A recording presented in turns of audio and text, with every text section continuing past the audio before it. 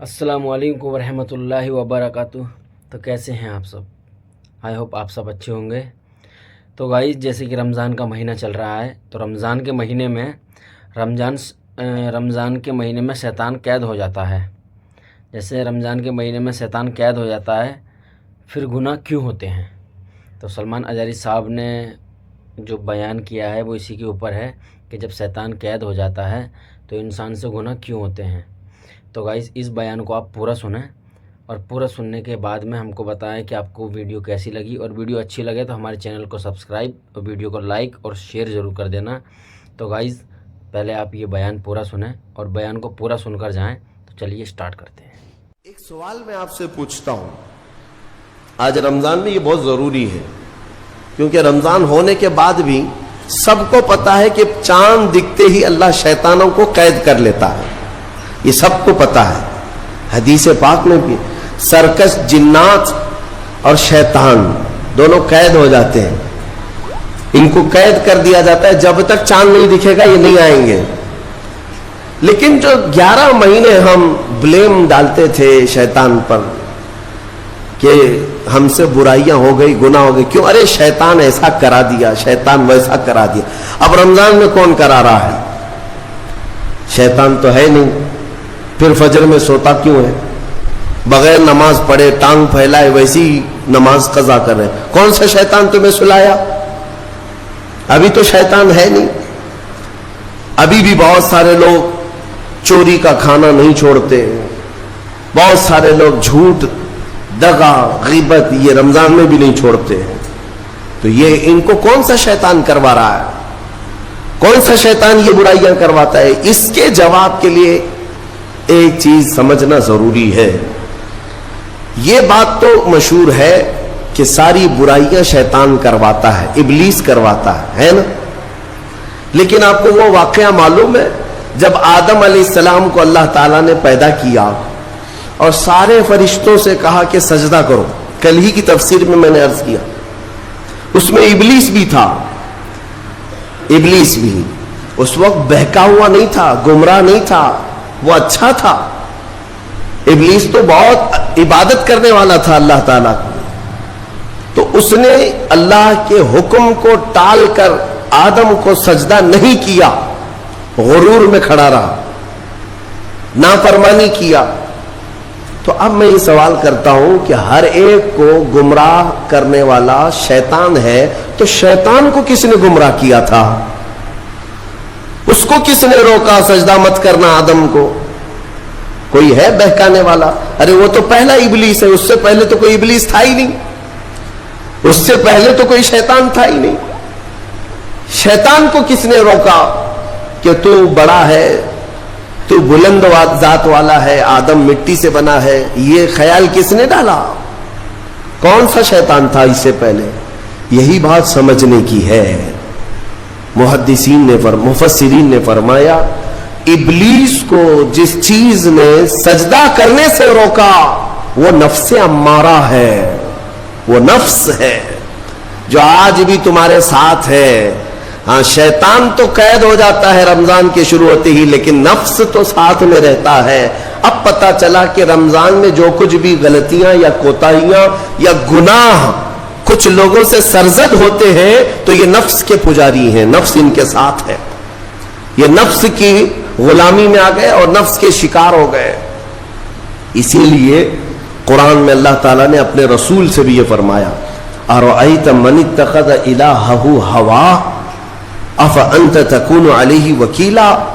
اے رسول، کیا آپ نہیں دیکھتے کچھ لوگ ایسے ہیں جنہوں نے اپنے نفسانی خواہشات کو اپنا خدا بنا لیا ہے، اپنی خواہشات کو اپنا خدا بنا لیا ہے۔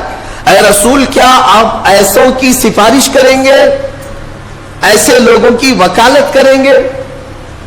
یعنی رب تبارک و تعالیٰ نے فرمایا کچھ لوگ وہ ہیں جو اپنی خواہشات کی پوجا میں ہیں۔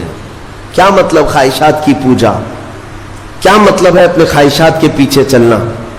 مطلب یہی ہے کہ جو دل میں آیا اس بندے نے یہ سوچ لیا اسے کرنا ہی ہے مجھے، یہ خواہشات کے پیچھے چل رہا ہے۔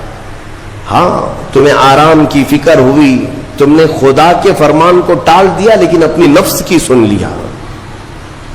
اللہ تبارک و تعالیٰ کا حکم کچھ اور ہے لیکن تمہاری طبیعت کچھ اور چاہ رہی ہے. رب تبارک و تعالیٰ کا حکم تھا صبح صبح تمہیں اپنے گھر بلا رہا تھا لیکن تم نے اس کی نہیں سنی, اپنے من کی سنی, اپنے نفس کی. تو یہی تو ہوا نفس کی پوجا, یہی ہے نفس کی عبادت, نفس کی پرستش, جس کو قرآن میں کہا گیا ہے کہ کچھ لوگ ایسے ہیں جنہوں نے اپنی خواہشات کو خدا بنا لیا. یہ نفس امارہ جس کے بھی اوپر حاوی ہو جاتا ہے, اچھے اچھوں کو یہ ان کا تقوی بھسم کر دیتا ہے, ایمان سے بھی دور کر جاتا ہے. اس لیے میرے عزیزوں, میں جو عرض کرنے جا رہا ہوں وہ یہ ہے کہ ہمارے لیے زندگی میں سب سے بڑا چیلنج اپنے نفس امارہ سے لڑنا.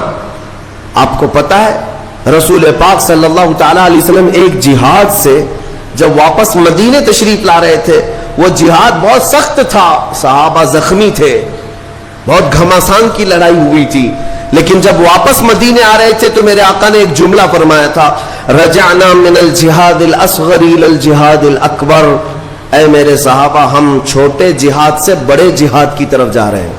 صحابہ نے پوچھا اس سے بڑا جہاد اب کون سا ہے یا رسول اللہ؟ میرے آقا صلی اللہ علیہ وسلم فرماتے ہیں, اے میرے صحابہ, اپنے نفس سے لڑنا اب یہ بڑا جہاد ہے, نفس سے لڑنا بڑا جہاد ہے. میرے عزیزوں, یہ خواہشات کو ہی ختم کرنا ہو, اس نفس کو اگر کنٹرول میں لانا ہو تو کیا کرو گے؟ نفس امارہ سب کے پاس ہے. قرآن میں مولا فرماتا ہے, وما ابرئ نفسی ان النفس لامارۃ بالسوء الا ما رحم ربی. کوئی اپنے نفس سے بچ نہیں پائے گا سوائے وہ شخص جس پر میرا رب رحم فرمائے. اللہ کا رحم جس پر ہو گیا وہ اپنے نفس سے بچ جائے گا. میں آپ کو ایک دعا بتاتا ہوں, حضور پاک صلی اللہ علیہ وسلم اگر دعا کرتے تھے تو اس سے آپ کو اندازہ ہو جائے گا کہ یہ کتنی امپورٹنٹ چیز میں آپ کے سامنے کہہ جا رہا ہوں. کون سی؟ حضور جب دعا کرتے تھے تو یوں کہتے تھے اللہ کی بارگاہ میں, اللہم لا تکلنی الی نفسی طرفۃ عین. اے اللہ تو مجھے میرے نفس کے حوالے ایک منٹ کے لیے بھی مت دینا, تو اپنی حفاظت میں رکھ. حضور جب یہ دعا کرتے تھے کہ مجھے میرے نفس کے حوالے ایک منٹ کے لیے, طرفۃ عین کہتے ہیں پلک جھپکنے کے برابر, اتنے ٹائم کے لیے بھی اے اللہ تو مجھے میرے نفس کے حوالے مت کرنا, تو اپنی حفاظت میں رکھ. سید الانبیاء جب یہ دعا کرتے ہیں تو اندازہ کرو اے مومنو, نفس کی تباہ کاریاں کیا کیا ہیں. یہ کتنوں کو ہلاک کر دیتا ہے, کتنوں کا عمل ضائع کرتا ہے, کتنوں کا ایمان ختم کرتا ہے. اب میں جو بات کہہ رہا ہوں وہ یہ توجہ سے سنو, یہ نفس امارہ جس نے شیطان کو بھی گمراہ کیا, شیطان کو بھی بہکا دیا, یہ نفس آدم کو سجدہ نہ کرنے کا جو غرور پیدا کیا, یہی نفس امارہ تھا. اس نفس امارہ کو اگر کوئی کنٹرول کرا سکتا ہے تو وہ ماہ رمضان المبارک, بس یہی ہے رمضان کی فضیلت. رمضان المبارک اس لیے تمہیں دیا گیا کہ بڑی بڑی طاقتیں تمہارے نفس کو قابو میں نہیں کر پائیں گی, لیکن رمضان کے روزے تمہیں کنٹرول میں لے آئیں گے, کنٹرول میں لائیں گے. اب سمجھ میں آیا کہ روزے کیوں رکھائے جا رہے ہیں؟ ارے گرمیوں کی شدت ہے, ادھر حلق سوکھا جا رہا ہے, پیٹ پیٹ سے لگ جاتا ہے. ان لوگوں کو پوچھو روزہ کیسا ہوتا ہے جو مزدوری کرتے ہیں, ان لوگوں سے پوچھو جو دن بھر کام کاج کرتے ہیں.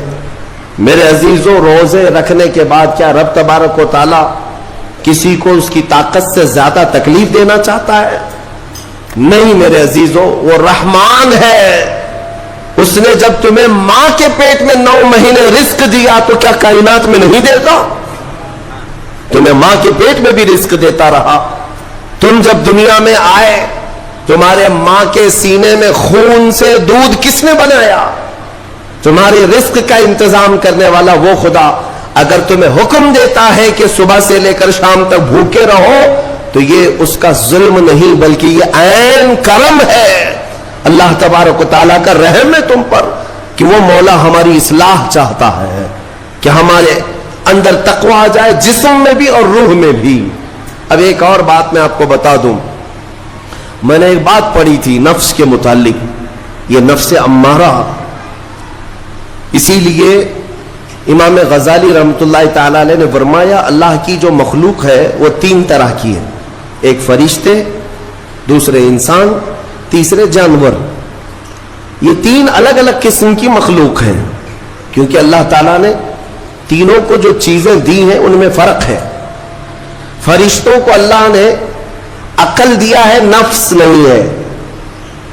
نفس، شہوت، برائی کرنے کی خواہش فرشتوں کے اندر ہے ہی نہیں، وہ سوچ بھی نہیں سکتے برائی کرنے کا۔ فرشتوں کو اللہ نے عقل دیا ہے، اور عقل عزت والی چیز ہے۔ اور جانوروں کو اللہ نے نفس دیا ہے، عقل نہیں،